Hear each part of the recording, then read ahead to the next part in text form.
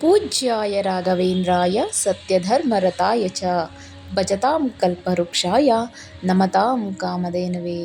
ಎಲ್ಲರಿಗೂ ನಮಸ್ಕಾರ. ನಮ್ಮ ಚಾನಲ್ಗೆ ಸ್ವಾಗತ. ನೀವು ಮೊದಲನೇ ಬಾರಿ ನಮ್ಮ ಚಾನಲನ್ನು ನೋಡ್ತಾ ಇದ್ದರೆ ದಯವಿಟ್ಟು ಸಬ್ಸ್ಕ್ರೈಬ್ ಮಾಡಿ ಮತ್ತು ಪಕ್ಕದಲ್ಲಿರುವಂತಹ ಬೆಲ್ ಐಕಾನ್ನ ಪ್ರೆಸ್ ಮಾಡಿ. ಈ ವಿಡಿಯೋ ನಿಮಗೆ ಇಷ್ಟವಾದಲ್ಲಿ ಲೈಕ್ ಮಾಡಿ ಮತ್ತು ಶೇರ್ ಮಾಡಿ ಅಂತ ಹೇಳ್ತಾ, ಇಂದಿನ ವಿಡಿಯೋದಲ್ಲಿ ನಾವು ತುಲಾ ರಾಶಿ 2026ರಲ್ಲಿ ಯಾವ ರೀತಿಯ ಫಲಗಳಿದೆ ಎಂಬುದನ್ನು ತಿಳಿದುಕೊಳ್ಳೋಣ. ಇನ್ನೇನು ನಾವು ಈ ವರ್ಷದ ಕೊನೆಯ ಹಂತದಲ್ಲಿ ಡಿಸೆಂಬರ್ ಮಾಸದಲ್ಲಿದ್ದೇವೆ. ಈಗ 2026ಕ್ಕೆ ಅಂದರೆ ಹೊಸ ಆಂಗ್ಲನಾಮ ಸಂವತ್ಸರಕ್ಕೆ ನಾವು ಕಾಲಿಡ್ತಾ ಇದ್ದೀವಿ. ಈ ಒಂದು ವರ್ಷದಲ್ಲಿ ನಿಮ್ಮ ಎಲ್ಲ ಕನಸುಗಳು ನನಸಾಗಲಿ, ನಿಮಗೆ ಅಷ್ಟ ಐಶ್ವರ್ಯ ಪ್ರಾಪ್ತಿಯಾಗಲಿ ಎಂದು ನಾನು ಆ ರಾಯರನ್ನು ಪ್ರಾರ್ಥನೆ ಮಾಡುತ್ತಾ ಈ ವಿಡಿಯೋವನ್ನು ಪ್ರಾರಂಭ ಮಾಡೋಣ. ಮೊದಲಿಗೆ ತುಲಾರಾಶಿಯ ಅಧಿಪತಿ ಬಂದು ಶುಕ್ರನಾಗಿರುತ್ತಾರೆ. ಈ ತುಲಾರಾಶಿಯವರು ಅಂತಂದ್ರೆ ಒಂದು ಕ್ರಿಯೇಟಿವಿಟಿ, ಒಂದು ಸೃಜನಾತ್ಮಕತೆಯನ್ನು ಹೊಂದಿರತಕ್ಕಂಥ ರಾಶಿಯವರಾಗಿರ್ತಾರೆ. ನ್ಯಾಯ ನೀತಿ ಅಂತಲೇ ಯಾವಾಗಲೂ ಇವರು ಬದುಕ್ತಾ ಇರ್ತಾರೆ. ಇವರಿಗೆ ಅನ್ಯಾಯವನ್ನು ಸಹಿಸೋದಕ್ಕೆ ಆಗೋದೇ ಇಲ್ಲ. ಮತ್ತು ತುಂಬ ಒಂದು ಸೌಂದರ್ಯವನ್ನು ಹೊಂದಿರ್ತಾರೆ ಈ ರಾಶಿಯವರು. ಆದರೆ ಇವ್ರದ್ದು ಒಂದು ವೀಕ್ನೆಸ್ ಏನಪ್ಪ ಅಂದರೆ, ಯಾವುದಾದ್ರೂ ಒಂದು ವಿಷಯದ ಬಗ್ಗೆ ಅಥವಾ ಯಾವುದಾದ್ರೂ ಒಂದು ಕಾರ್ಯಕ್ಕೆ ಇವರು ನಿರ್ಧಾರವನ್ನು ತೆಗೆದುಕೊಳ್ಬೇಕು ಅಂದರೆ ಇವರಿಗೆ ಆದಷ್ಟು ಬೇಗ ಅಂದರೆ ನಿರ್ಧಾರವನ್ನು ತೆಗೆದುಕೊಳ್ಳುವಲ್ಲಿ ಇವರು ವಿಫಲ ಆಗ್ತಾರೆ ಅಂತ ಹೇಳ್ಬೋದು. ಅಂದರೆ ಬೇಗ ನಿರ್ಧಾರಗಳನ್ನು ತಗೋದಿಲ್ಲ ಇವರು, ಸ್ವಲ್ಪ ಡಿಲೇ ಮಾಡ್ತಾರೆ ಯಾವುದಾದ್ರು ಒಂದು ಡಿಸಿಷನ್ನ ಮಾಡಬೇಕಾದ್ರೆ. ಅದು ಬಿಟ್ಟರೆ ಇವರಿಗೆ ಇರ್ತಕ್ಕಂಥ ಒಂದು ಸ್ಟ್ರೆಂತ್ ಏನಪ್ಪ ಅಂದರೆ, ತುಂಬ ಒಂದು ಕ್ರಿಯೇಟಿವ್ ಆಗಿ ಯೋಚನೆ ಮಾಡ್ತಾ ಇರ್ತಾರೆ. ಎಲ್ಲರಿಗಿಂತ ಇವರು ಭಿನ್ನವಾಗಿರ್ತಾರೆ. ಯಾವುದಾದ್ರೂ ಒಂದು ವಸ್ತುವನ್ನು ಕೊಟ್ಟು ಅದ್ರ ಬಗ್ಗೆ ಹೇಳಿ ಅಂತಂದರೆ ಇವರು ತುಂಬ ಚೆನ್ನಾಗಿ ಮಾತನಾಡುವಂಥ ಒಂದು ಟ್ಯಾಲೆಂಟನ್ನು ಹೊಂದಿರ್ತಾರೆ. ಈ 2026ನೇ ಒಂದು ವರ್ಷದಲ್ಲಿ ಈ ಒಂದು ತುಲಾರಾಶಿಯವರಿಗೆ ಒಂದು ಬದಲಾವಣೆಯ ಸಮಯ ಅಂತ ನಾವು ಹೇಳ್ಬೋದಾಗುತ್ತೆ. ಯಾವ ರೀತಿ ಬದಲಾವಣೆಯಪ್ಪ ಅಂದರೆ, ಇಷ್ಟು ದಿನ ಅನುಭವಿಸಿರ್ತಕ್ಕಂಥ ಎಲ್ಲ ಕಷ್ಟ ನಷ್ಟಗಳಿಗೆ ನೀವು ಗುಡ್ ಬೈ ಹೇಳುವಂಥ ಸಮಯವಾಗಿರುತ್ತೆ. ಮತ್ತು ಮುಖ್ಯವಾಗಿ ಏನಪ್ಪ ಅಂತಂದರೆ, ಈ ಒಂದು ವರ್ಷದಲ್ಲಿ ನೀವು ಮಾಡುವಂತಹ ನಿರ್ಧಾರಗಳ ಮೇಲೆ ನಿಮ್ಮ ಜೀವನ ಅಂತಕ್ಕಂಥದ್ದು ಬದಲಾಗ್ತಾ ಇರುತ್ತೆ. ಅಷ್ಟು ಒಂದು ಬದಲಾವಣೆ ಅಂತಕ್ಕಂಥದ್ದು ಕಾಣಿಸುತ್ತೆ ಈ ಒಂದು ಅವಧಿಯಲ್ಲಿ. ಅದರಲ್ಲೂ ಕೂಡ ಶುಕ್ರಗ್ರಹ ಅಂತಕ್ಕಂಥದ್ದು ನಿಮ್ಮ ಜೀವನದಲ್ಲೇ ಒಂದು ದೊಡ್ಡ ಬದಲಾವಣೆಯನ್ನು ತರುತ್ತೆ ಅಂತ ಹೇಳ್ಬೋದು. ಇಲ್ಲಿ ಒಂದು ಗ್ರಹಗಳ ಒಂದು ಚಲನ ಸ್ಥಿತಿಯನ್ನು ನಾವು ನೋಡೋದಾದರೆ, ಶನಿ ಗ್ರಹವು ಮುಖ್ಯವಾಗಿ 6ನೇ ಮನೆಯಲ್ಲಿ ಇದ್ದು ಇವರು ವರ್ಷ ಪೂರ್ತಿಯಾಗಿ ಮೀನರಾಶಿಯಲ್ಲಿ ತಮ್ಮ ಸಂಚಾರವನ್ನು ಮುಂದುವರಿಸ್ತಾರೆ.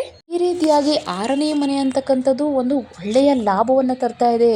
ಯಾಕೆಂದರೆ ಇಲ್ಲಿ ಶನಿ ಅಂತಕ್ಕಂಥನು ಉತ್ತಮವಾದಂತಹ ಫಲಗಳನ್ನು, ಅದು ಬರೀ ಯೋಗ ಅಲ್ಲ, ಒಂದು ರಾಜಯೋಗದ ರೀತಿಯಾಗಿರುವಂಥದ್ದೊಂದನ್ನು ಕೊಡ್ತಾ ಇರ್ತಾರೆ. ನಿಮ್ಮ ಶತ್ರುಗಳು ಯಾರಿರ್ತಾರೋ ಅವರು ನಿಮ್ಮ ಮುಂದೆ ಮಂಡಿಯೂರಿ ನಿಲ್ಲುವಂತಹ ಒಂದು ತಾಕತ್ತು ನಿಮಗೆ ಬರುತ್ತೆ ಮತ್ತು ನಿಮ್ಮ ಶತ್ರುಗಳ ಮೇಲೆ ನೀವು ದಿಗ್ವಿಜಯವನ್ನು ಸಾಧಿಸುವಲ್ಲಿ ಯಶಸ್ವಿಯಾಗುತ್ತೀರಿ. ಈ ಶನಿ ಅಂದ್ರೇ ಕರ್ಮಕಾರಕ ಅಂತ ಹೇಳ್ಬೋದು. ನೀವು ಎಷ್ಟು ಕಷ್ಟಪಟ್ಟು ನೀವು ಕೆಲಸ ಮಾಡ್ತೀರೋ ಅದಕ್ಕೆ ತಕ್ಕನಾಗಿ ಊಹೆಗೆ ನುಲಿಕದಷ್ಟು ನಿಮಗೆ ಒಂದು ಶಕ್ತಿಯನ್ನು ಜೊತೆಗೆ ಅದರ ಜೊತೆಗೆ ಹಣವನ್ನು ಕೂಡ ಕೊಡುವಂತಹ ಒಂದು ಗ್ರಹವಾಗಿರುತ್ತೆ ಈ ಶನಿ ಗ್ರಹ. ಇನ್ನು ಗುರುಗ್ರಹದ ಸಂಚಾರವನ್ನು ನಾವು ಮುಖ್ಯವಾಗಿ ನೋಡೋದಾದರೆ, ಜೂನ್ 1ನೇ ತಾರೀಕಿನ ತನಕ ಕೂಡ ಇವರು ಮಿಥುನ ರಾಶಿಯಲ್ಲಿ ಇರ್ತಾರೆ. ನಂತರ ಇವರು ಕರ್ಕಾಟಕ ರಾಶಿಗೆ ತಮ್ಮ ಸಂಚಾರ ಬದಲಾವಣೆಯನ್ನು ಮಾಡ್ತಾರೆ.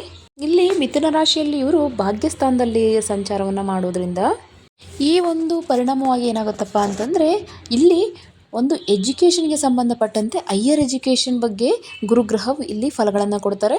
ಮತ್ತು ವಿದೇಶಿ ಯಾನಕ್ಕೆ ಸಂಬಂಧಪಟ್ಟಂತೆ ನೀವೇನಾದರೂ ಪ್ರಯತ್ನಗಳನ್ನು ಮಾಡ್ತಾ ಇದ್ದರೆ ಆ ಪ್ರಯತ್ನಗಳಲ್ಲಿ ನೀವು ಸಫಲವಾಗ್ಬೋದು. ಮತ್ತು ಧರ್ಮದ ಕಾರ್ಯಗಳನ್ನು ನೀವೇನಾದರೂ ಮಾಡಬೇಕು ಅಂದರೆ ಅದಕ್ಕೂ ಕೂಡ ಒಳ್ಳೆಯ ಟೈಮನ್ನು ಇಲ್ಲಿ ನಿಮಗೆ ಕಾಣ್ಬೋದು. ಮತ್ತು ಯಾರಾದರೂ ಸಂತಾನಕ್ಕೆ ಎದುರು ನೋಡ್ತಾ ಇರ್ತಕ್ಕಂಥ ಒಂದು ತುಲಾರಾಶಿಯವರಿದ್ದರೆ ಈ ಒಂದು 2026 ಅಂತಕ್ಕಂಥದ್ದು ನೀವು ಖಂಡಿತವಾಗಿಯೂ ಗುಡ್ ನ್ಯೂಸನ್ನು ಕೇಳುವಂತಹ ಒಂದು ಟೈಮ್ ಅಂತ ಹೇಳ್ಬೋದು. ಕರ್ಕಾಟಕ ರಾಶಿಯಲ್ಲಿ ಉಚ್ಚ ಸ್ಥಾನದಲ್ಲಿರ್ತಕ್ಕಂತಹ ಗುರುಗ್ರಹವು ಉದ್ಯೋಗದಲ್ಲಿ ನಿಮಗೆ ಅಭಿವೃದ್ಧಿಯನ್ನು ಕಾಣ್ತೀರಾ. ಅಂದರೆ ನಿಮಗೆ ಪ್ರಮೋಷನ್ಸ್ಗಳು ಬರೋದಾಗಿರ್ಬೋದು ಅಥವಾ ನಿಮಗೆ ಬರುವಂತಹ ಸಂಬಳದಿಂದ ಹೆಚ್ಚಿನ ಸಂಬಳವನ್ನು ಕೊಡಬಹುದು, ಇನ್ಕ್ರಿಮೆಂಟ್ಗಳಾಗಿರ್ಬೋದು, ಬೋನಸ್ಗಳಾಗಿರ್ಬೋದು. ಈ ರೀತಿಯಾಗಿ ಉದ್ಯೋಗದಲ್ಲಿ ನಿಮಗೆ ಒಂದು ರೀತಿಯಾದಂಥ ಅಭಿವೃದ್ಧಿಯನ್ನು ಕೊಡ್ತಾರೆ. ಒಂದು ನಿಮ್ಮ ಗೌರವ ಅಂತಕ್ಕಂಥದ್ದು ಹೆಚ್ಚಾಗುತ್ತೆ ಮತ್ತು ನಿಮಗೆ ಕೊಡುವಂತಹ ರೆಸ್ಪಾನ್ಸಿಬಿಲಿಟೀಸ್ಗಳು ಕೂಡ ಜಾಸ್ತಿ ಆಗುತ್ತೆ. ಯಾಕೆಂದರೆ ನೀವು ಆ ರೆಸ್ಪಾನ್ಸಿಬಿಲಿಟಿನ ಕಂಪ್ಲೀಟ್ ಮಾಡೋಕ್ಕೆ ನಿಮ್ಮ ಒಳ್ಳೆಯ ನೀವು ಒಂದು ಟ್ಯಾಲೆಂಟ್ ಇದ್ದೀರಾ ಅಂತ ನಿಮ್ಮನ್ನು ಗುರುತಿಸಿ ನಿಮಗೆ ಒಂದು ಆಪರ್ಚುನಿಟೀಸ್ ಅಂತಕ್ಕಂಥದ್ದು ಸಿಗುತ್ತೆ. ನಂತರ ನಿಮ್ಮ ಒಂದು ಆದಾಯದಲ್ಲಿ ಹೆಚ್ಚಳವನ್ನು ನೀವು ಕಾಣ್ಬೋದು ಮತ್ತು ನೀವೇನು ಬಯಸ್ತಿರೋ ಅಂತಹ ವಸ್ತುಗಳನ್ನು ಕೊಂಡುಕೊಳ್ಳುವಂತಹ ಯೋಗವನ್ನು ಕೊಡ್ತಾ ಇದ್ದಾರೆ. ಮತ್ತು ನಿಮ್ಮ ಸ್ನೇಹಿತರೊಂದಿಗೆ ಮತ್ತು ನಿಮ್ಮ ಸಂಬಂಧಿಕರೊಂದಿಗೆ ಒಂದು ಒಳ್ಳೆಯ ಗೌರವ ಬಾಂಧವ್ಯ ಅಂತಕ್ಕಂಥದ್ದು ಬೆಳೆಯುತ್ತೆ. ಮತ್ತು ನಿಮ್ಮ ಒಂದು ಸ್ನೇಹಿತರೊಂದಿಗೆ ನಿಮಗೆ ಒಂದು ಒಳ್ಳೆಯ ಲಾಭಗಳನ್ನು ಅಂದರೆ ಒಂದು ಸಹಾಯ ಅಂತಕ್ಕಂಥದ್ದು ಹೆಲ್ಪ್ ಅಂತಕ್ಕಂಥದ್ದು ನಿಮಗೆ ದೊರೆಯುತ್ತೆ. ಇನ್ನು ಕುಜಗ್ರಹದ ಸಂಚಾರವನ್ನು ನಾವು ನೋಡೋದಾದರೆ 4ನೇ ಮನೆಯಲ್ಲಿ ಇವರು ಉಚ್ಚ ಸ್ಥಿತಿಯಲ್ಲಿ ಇರ್ತಾರೆ ಮಕರ ರಾಶಿಯಲ್ಲಿ. ಈ ಒಂದು ಕುಜಗ್ರಹ ಅಂದರೆ ಒಂದು ಎನರ್ಜಿ ಅಂತ ಹೇಳ್ಬೋದು. ಇಲ್ಲಿ ಏನಾಗುತ್ತೆ ಅಂದರೆ ಸ್ವಲ್ಪ ನಿಮಗೆ ಕೋಪ ಅಂತಕ್ಕಂಥದ್ದು ಜಾಸ್ತಿ ಆಗೋದ್ರಿಂದ ಕುಟುಂಬದಲ್ಲಿ ಕೆಲವೊಂದು ಸಂದರ್ಭದಲ್ಲಿ ಮನಸ್ತಾಪಗಳನ್ನು ನೀಡತಕ್ಕಂಥದ್ದು, ಕುಟುಂಬದಲ್ಲಿ ಸ್ವಲ್ಪ ಶಾಂತಿ ಅಂತಕ್ಕಂಥದ್ದು ಕಡಿಮೆ ಆಗೋದಕ್ಕೆ ಇರ್ಬೋದು. ಮತ್ತು ನಿಮ್ಮ ಒಂದು ಮನಸ್ಸಿನಲ್ಲಿ ಸ್ವಲ್ಪ ಒಂದು ಇರುಸು ಅಂತಕ್ಕಂಥದ್ದು ಕಾಣಿಸುತ್ತೆ. ಒಂದು ನೆಮ್ಮದಿ ಇಲ್ಲದೆ ಇರತಕ್ಕಂತಹ ಪರಿಸ್ಥಿತಿಗಳು ನೀವು ಎದುರಿಸಬೇಕಾಗುತ್ತೆ. ಇನ್ನು ರಾಹುಗ್ರಹದ ಸಂಚಾರವನ್ನು ನಾವು ನೋಡೋದಾದರೆ ಈ ವರ್ಷ ಪೂರ್ತಿ ಇವರು ಕುಂಭ ರಾಶಿಯಲ್ಲೇ ಮುಂದುವರಿತಾರೆ. ಕೇತು ಗ್ರಹ ಬಂದು ಸಿಂಹ ರಾಶಿಯಲ್ಲಿ ತಮ್ಮ ಸಂಚಾರವನ್ನು ಮುಂದುವರಿಸ್ತಾ ಇರ್ತಾರೆ. ಈ ಕೇತು ಯಾವ ರೀತಿ ಫಲಗಳನ್ನು ಕೊಡ್ತಾರಪ್ಪ ಅಂತಂದರೆ, ನೀವು ಯಾವುದೇ ಒಂದು ಕೆಲಸವನ್ನು ಮಾಡ್ತಾ ಇದ್ದರೆ ನಿಮಗೆ ಆ ಕೆಲಸದಲ್ಲಿ ಡೌಟ್ ಇರುತ್ತೆ, ಇದು ಕಂಟಿನ್ಯೂ ಆಗುತ್ತೋ ಇಲ್ವೋ ಅಂತ. ಆದರೆ ಅದಕ್ಕೆ ಭಯ ಬೀಳುವಂಥ ಅವಶ್ಯಕತೆ ಇಲ್ಲ. ಯಾಕೆಂದರೆ ಆ ಒಂದು ಜಾಬಲ್ಲಿ ನಿಮಗೆ ಸ್ಥಿರತ್ವವನ್ನು ಕೊಡ್ತಾ ಇದ್ದಾರೆ ಈ ಕೇತು ಗ್ರಹ. ನಿಮಗೆ ಯಾವುದೇ ಜಾಬ್ನ ಭಯ ಬೇಡ, ನಿಮ್ಮ ಜಾಬ್ ಅಂತಕ್ಕಂಥದ್ದು ಒಂದು ಸ್ಟೆಬಲ್ ಆಗಿ ಇರುತ್ತೆ. ಆದರೆ ಈ ಒಂದು ರಾಹುಗ್ರಹದ ಒಂದು ಪ್ರಭಾವವನ್ನು ನಾವು ನೋಡೋದಾದರೆ ಏನಾಗುತ್ತಪ್ಪ ಅಂದರೆ, ನೀವು ಯಾವುದಾದ್ರೂ ಒಂದು ಆಸ್ತಿನ ಮಾರುವಾಗಲೂ ಅಥವಾ ಕೊಳ್ಳುವಾಗ ಸ್ವಲ್ಪ ಡಾಕ್ಯುಮೆಂಟ್ ವೆರಿಫಿಕೇಷನ್ ಅಂತಕ್ಕಂಥದ್ದು ತುಂಬ ನೀವು ನೋಡಿ ಮಾಡಬೇಕಾಗುತ್ತೆ. ಯಾಕಪ್ಪ ಅಂತಂದರೆ ಇಲ್ಲಿ ಸ್ವಲ್ಪ ಮೋಸ ಹೋಗುವಂತಹ ಸಾಧ್ಯತೆಗಳು ಜಾಸ್ತಿ ಇದೆ. ಆದ್ದರಿಂದ ನೀವು ಯಾವುದೇ ಒಂದು ಅಗ್ರಿಮೆಂಟ್ ಆಗಲಿ ಡಾಕ್ಯುಮೆಂಟ್ಸನ್ನು ನೀವು ವೆರಿಫೈ ಮಾಡುವಾಗ ಒಂದು 2-3 ಟೈಮ್ಸ್ ಚೆಕ್ ಮಾಡಿಬಿಟ್ಟು ನಂತರ ನೀವು ಅದನ್ನು ಓಕೆ ಮಾಡಿ. ಮತ್ತು ಆರೋಗ್ಯದ ಮೇಲೂ ಕೂಡ ಕೆಲವೊಂದು ಪ್ರಭಾವಗಳನ್ನು ಬೀಳ್ತವೆ. ಅದಕ್ಕೋಸ್ಕರ ನೀವು ನಿಮ್ಮ ಆರೋಗ್ಯದ ಮೇಲೆ ತುಂಬ ಗಮನವಹಿಸಿ ಆದಷ್ಟು ನೀವು ಈ ಜಂಕ್ ಫುಡ್ ಅಂತಕ್ಕಂಥವನ್ನು ಆದಷ್ಟು ಅವಾಯ್ಡ್ ಮಾಡಿ, ಮನೆಯಲ್ಲೇ ಮಾಡಿರ್ತಕ್ಕಂಥ ಫ್ರೆಶ್ ಫುಡ್ಡನ್ನು ನೀವು ಪ್ರಿಫರ್ ಮಾಡಿ. ಅದೇ ರೀತಿಯಾಗಿ ನೀವು ನಿಮ್ಮ ಒಂದು ಏನು ಹೆಲ್ತಿ ಡಯಟ್ ಇದೆಯೋ ಅದನ್ನು ಫಾಲೋ ಮಾಡಬೇಕಾಗುತ್ತೆ. ಇನ್ನು ಮುಖ್ಯವಾಗಿ ಈ ತುಲಾರಾಶಿಯವರಿಗೆ 2026ರಲ್ಲಿ ಮದುವೆ ಯೋಗ ಯಾವ ರೀತಿ ಇರುತ್ತಪ್ಪ ಅಂತಂದರೆ, ಈ ಒಂದು ತುಲಾರಾಶಿಯವರ ಚಿಹ್ನೆನೇ ಒಂದು ತಕ್ಕಡಿಯಾಗಿರುತ್ತೆ. ಈ ತಕ್ಕಡಿ ಯಾವ ರೀತಿ ಒಂದು ಸಮತೋಲನವನ್ನು ಕಾಯ್ಕೊಂಡಿರುತ್ತೋ ಅದೇ ರೀತಿ ಈ ತುಲಾರಾಶಿಯವರು ಕೂಡ ಈ ಸಂಬಂಧಗಳನ್ನು ಕೂಡ ಅಷ್ಟೇ ಬ್ಯಾಲೆನ್ಸ್ಡಾಗಿ ಮೇಂಟೈನ್ ಮಾಡ್ತಾ ಇರ್ತಾರೆ. ಅಂದರೆ ಒಂದು ಸಂಸಾರದಲ್ಲಿ ಈ ತುಲಾರಾಶಿಯವರು ಅಂತಕ್ಕಂಥವ್ರು ಇದ್ದರೆ ಆ ಸಂಸಾರ ಅಂತಕ್ಕಂಥದ್ದು ಯಾವುದೇ ರೀತಿ ಏರುಪೇರುಗಳನ್ನು ನಾವು ಕಾಣಿಸೋದಿಲ್ಲ. ಯಾಕೆಂದರೆ ಒಂದು ಬ್ಯಾಲೆನ್ಸ್ಡಾಗಿ ಒಂದು ಸಮತೋಲನವನ್ನು ಕಾಯ್ದುಕೊಳ್ಳುವಲ್ಲಿ ತುಲಾರಾಶಿಯವರು ಮುಖ್ಯ ಪಾತ್ರವನ್ನು ವಹಿಸ್ತಾರೆ. ಇಲ್ಲಿ ವಿವಾಹ ಸಂಬಂಧಗಳನ್ನು ನೋಡಿದರೆ ಖಂಡಿತವಾಗಿಯೂ ಕೂಡ ಈ 2026 ಅಂತಕ್ಕಂಥದ್ದು ವಿವಾಹಕ್ಕೆ ಒಂದು ಶುಭ ಕಾಲ ಅಂತಲೇ ಹೇಳ್ಬೋದು. ನೀವು ನಿಮ್ಮ ಒಂದು ಶುಭ ಕಾರ್ಯಗಳನ್ನು ಮುಂದುವರಿಸ್ಬೋದು. ಇದರಲ್ಲಿ ಯಾವುದೇ ರೀತಿ ತೊಂದರೆ ಇಲ್ಲ. ಮದುವೆ ಆಗದೇ ಇರತಕ್ಕಂಥವ್ರಿಗೆ ಮದುವೆ ಕೂಡಿ ಬರುವಂತಹ ಯೋಗಗಳು ಕಾಣಿಸ್ತಾ ಇದೆ.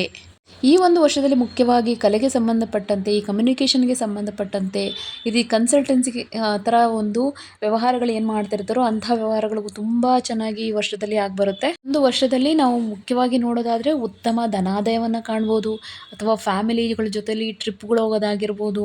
ಈ ರೀತಿಯಾಗಿ ಒಂದು ಒಳ್ಳೆಯ ಒಂದು ಟೈಮ್ ಅಂತಲೇ ಹೇಳ್ಬೋದು 2026ರಲ್ಲಿ, ಅದರಲ್ಲೂ ತುಲಾರಾಶಿಯವರಿಗೆ.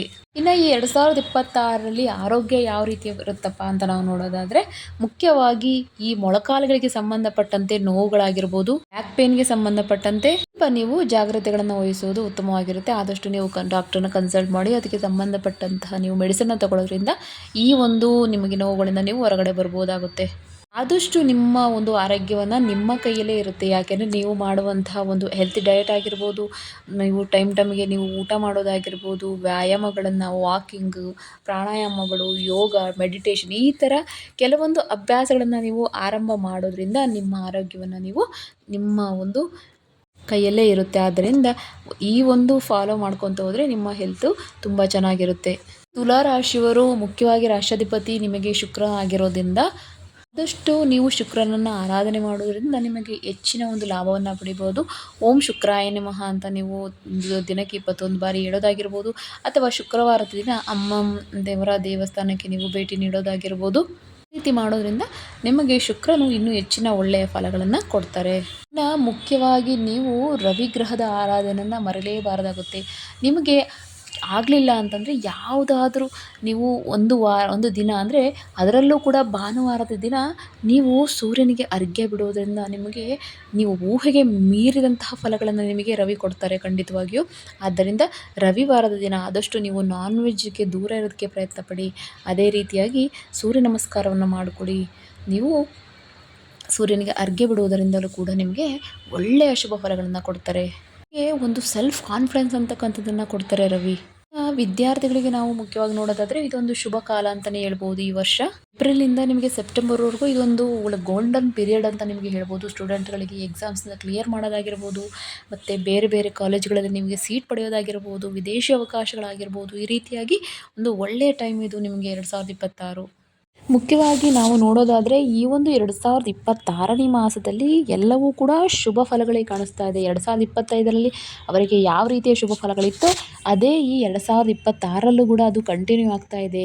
ಈ ಒಂದು ತುಲಾರಾಶಿಯವರಿಗೆ ಈ 2026 ಕೂಡ ಒಂದು ಅದೃಷ್ಟದ ವರ್ಷ ಅಂತ ಹೇಳೋದ್ರಲ್ಲಿ ಯಾವುದೇ ರೀತಿ ಸಂದೇಹ ಇಲ್ಲ ಅಂತ ಹೇಳ್ತಾ, ಎಲ್ಲರಿಗೂ ಕೂಡ ಆ ಶ್ರೀ ಗುರು ರಾಯರ ಆಶೀರ್ವಾದ ನಿಮ್ಮ ಮೇಲೆ ಮತ್ತು ನಿಮ್ಮ ಕುಟುಂಬದವರ ಮೇಲೆ ಸದಾ ಇರಲಿ ಅಂತ ನಾನು ಪ್ರಾರ್ಥನೆ ಮಾಡುತ್ತಾ ಈ ವಿಡಿಯೋನ ಇಲ್ಲಿಗೆ ಮುಕ್ತಾಯ ಮಾಡ್ತಾ ಇದ್ದೀನಿ. ಮತ್ತೊಂದು ವಿಡಿಯೋ ಜೊತೆಗೆ ಮತ್ತೊಂದು ರಾಶಿಯೊಂದಿಗೆ ನಿಮ್ಮೊಂದಿಗೆ ಬರ್ತೀನಿ. ಅಲ್ಲಿಯವರೆಗೂ ಸರ್ವೇ ಜನ ಸುಖಿನೋ ಭವಂತು, ಸಮಸ್ತ ಸನ್ಮಂಗಳಾನಿ ಭವಂತು. ಜೈ ಶ್ರೀರಾಮ್.